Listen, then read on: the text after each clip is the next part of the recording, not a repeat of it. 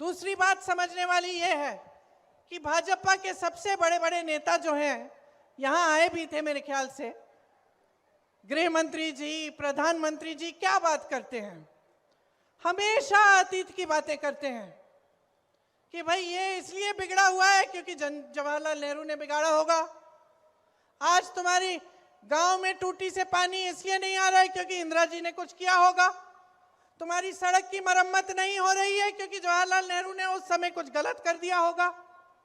हमेशा अतीत की बातें करते हैं और हमेशा कहीं ना कहीं से किसी ना किसी का अपमान निकाल लेते हैं ताकि आपका ध्यान भटक जाए।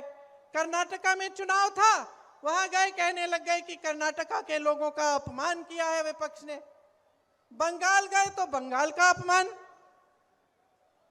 यहां बिहार आते हैं तो कहते हैं कि पूरे विपक्षी दल के सारे नेता बिहार की जनता का अपमान कर रहे हैं। तो मैं सोच रही थी इनका भाषण सुनते हुए कि मैं एक सुझाव देना चाहती हूं प्रधानमंत्री जी को, क्योंकि उनका समय जो है बहुत महत्वपूर्ण है इस देश के लिए। प्रधानमंत्री और गृह मंत्री जी का जो समय है वो काम करने में जाना चाहिए कि नहीं जाना चाहिए? जाना चाहिए। रोजगार दिलवाने में जाना चाहिए कि नहीं जाना चाहिए? बेरोजगार हो ना तुम, बेरोजगार हो ना, पढ़े लिखे भी होगे, पढ़े लिखे हो लेकिन बेरोजगार हो। तो प्रधानमंत्री जी का जो समय है वो रोजगार दिलवाने में, विकास लाने में, बड़े बड़े उद्योगों को लगवाने में लगना चाहिए। इसीलिए मेरा सुझाव ये है कि वो एक नया मंत्रालय बना दें और उसका नाम रखें अपमान मंत्रालय। क्यों? अच्छा सुझाव है पप्पू जी। एक अपमान मंत्रालय बना दें ताकि उनका समय व्यर्थ ना हो। वो बड़ी बड़ी सूचियां निकाल देते हैं कि हमें इसने गाली दी, उसने गाली दी, इसने हमारा अपमान किया। तो खुद क्या बैठ के सूची बनाएंगे? अपमान मंत्रालय बना देगा। और जब आप अपनी नौकरी, अपने रोजगार के लिए धरना प्रदर्शन करोगे और उनको लगेगा कि देश का अपमान हो रहा है क्योंकि कोई सवाल उठा रहा है, तो अपमान मंत्रालय बुला ले आपको, है कि नहीं?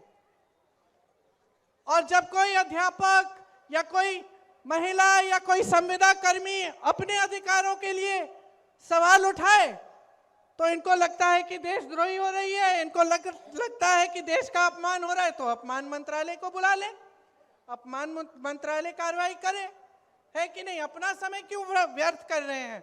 और इस अपमान मंत्रालय में मेरा यह भी सुझाव है कि मेरे परिवार के बारे में जितनी इन्होंने गालियां दी और जितना उल्टा सीधा बोला उसका भी रिकॉर्ड रखा जाए। एक लाइब्रेरी पूरी बन जाएगी किताबों की, भर देंगे उनको।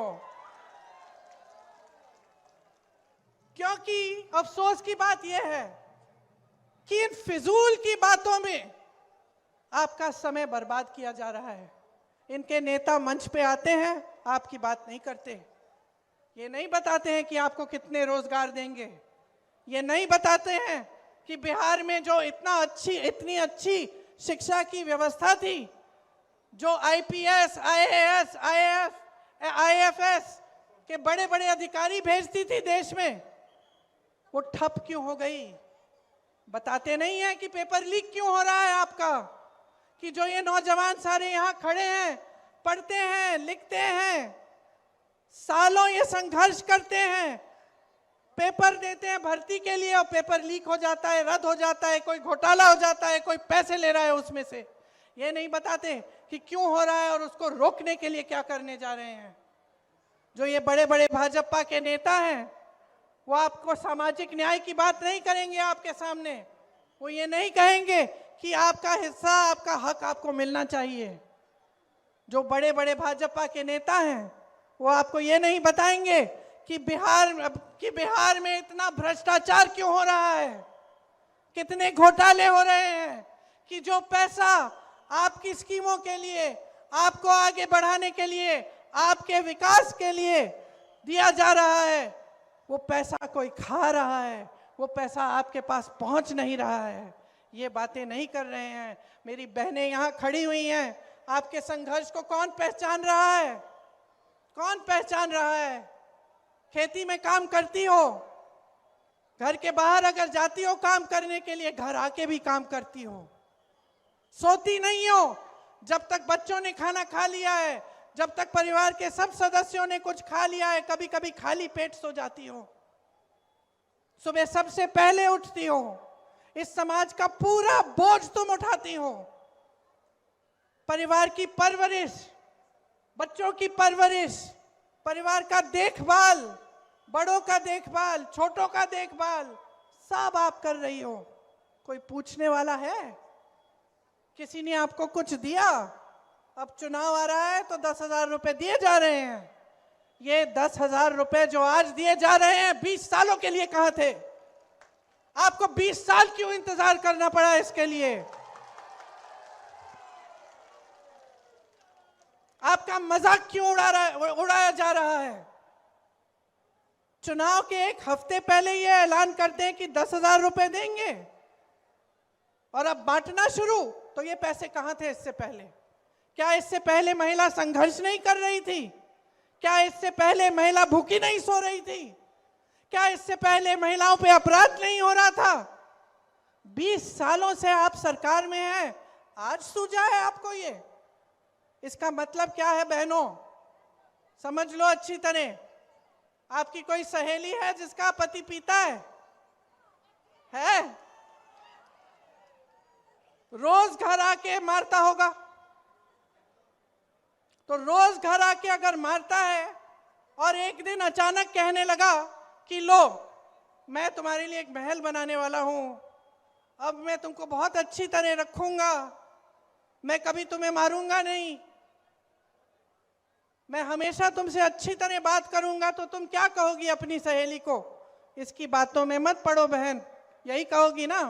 कहोगी इसकी बातों में मत पड़ो बहन, जो ये रोज करता है उसको देखो, आज कह रहा है कल फिर से पीटेगा, यही कहोगी ना? यही कहोगी ना? क्योंकि महिलाएं जो हैं नियत को पहचानना जानती हैं। मैं भी महिला हूं, मैं जानती हूं, नियत को पहचानना जानते हैं हम जानते हैं कि कौन करता है हमारे लिए और कौन नहीं करता।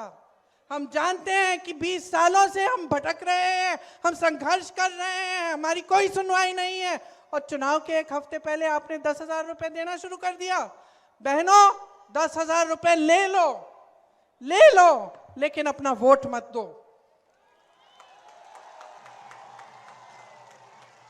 ये वोट जो है ना, ये आपका अधिकार है, आपकी शक्ति है, ये आपकी शक्ति है, इसको पहचानो। आधी आबादी हो आप, आधी आबादी हो। मन बना लिया ना अपनी शक्ति को एक करने के लिए, खड़े हो जाने के लिए, तो कोई कुछ नहीं कह पाएगा। मन बना लो कि एक ऐसी सरकार चाहिए जो आपके बच्चों का, आपका और आपके परिवारों का भविष्य को देखे और उज्जवल बनाए।